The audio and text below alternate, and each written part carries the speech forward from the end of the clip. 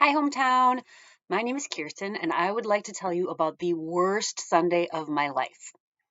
It happened about 15 years ago, and I was in the middle of a really painful divorce.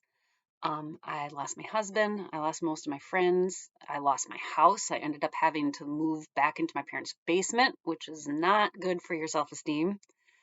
And then at the same time, the owner of the restaurant I worked in, for some reason, got it in for me, and I ended up losing my job. So I felt like Job. I was at a really low point. During that same season, I had a younger cousin with a lot of mental health issues that I was trying to support. And on Saturday, we got into a fight. I felt like she was trying to manipulate me, so I set up some boundaries and she got really mad. At the end of the fight, I said, "All right, I'm going home, but I will pick you up tomorrow morning for church." So the next day, I drove out to her apartment to pick her up, and I found out that the night before, after our fight, she was really upset. So she did what she did when she was upset, and she took a bunch of pills and she overdid it and she OD'd. So I found her body and I had to call an ambulance and I started calling members of my family. I was trying to get in touch with my parents so that my mom could go out and break the news to her sister. I couldn't get in touch with them, so I just left a voicemail. Then I decided to drive out to their church in Woodbury because I knew they'd be at church service. And as I walked into the church, my phone rang and it was my parents. They'd gotten the voicemail and they were driving home. So I was just standing there alone in the lobby of this church. And at the time, I was a relatively new Christian. And I just thought, God, you have got to be kidding me.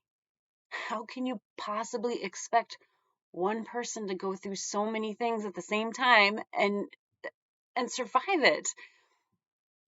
I didn't know what else to do, so I went and I sat down in the church service. And that day, there happened to be a guest speaker, and she shared her story. She had been living in a house with several generations of her family, and one night a house fire broke out, and she lost 4 members of her family and her home in one day. And she talked about going through that process and how she healed and how she even came out on the other end with stronger faith and joy. And at that moment, sitting in the back of that church, I knew God saw me. I knew He put me in that room at that time to show me a light at the end of my tunnel. What I want you to really think about now is not my Sunday, but I want you to think about that woman's Sunday. To this day, she has no idea what God did for me through her. She just knows she went to some church and told her story. Maybe she even went home and felt like she didn't do that good of a job. I am so grateful that she shared her story because to this day, that experience strengthens my faith. Jesus said the kingdom of God sprouts and grows like a seed underground, and we can't see how it happens. And I hate that because when I work, and sowing kingdom fruit is hard work, I want to see the fruit of my labor in my hands now. But so much of the fruit we sow is invisible. So I want you to go sow some invisible fruit seeds this week. Join us for the Zoom prayer this weekend. Bless someone in your life. Share the word with someone.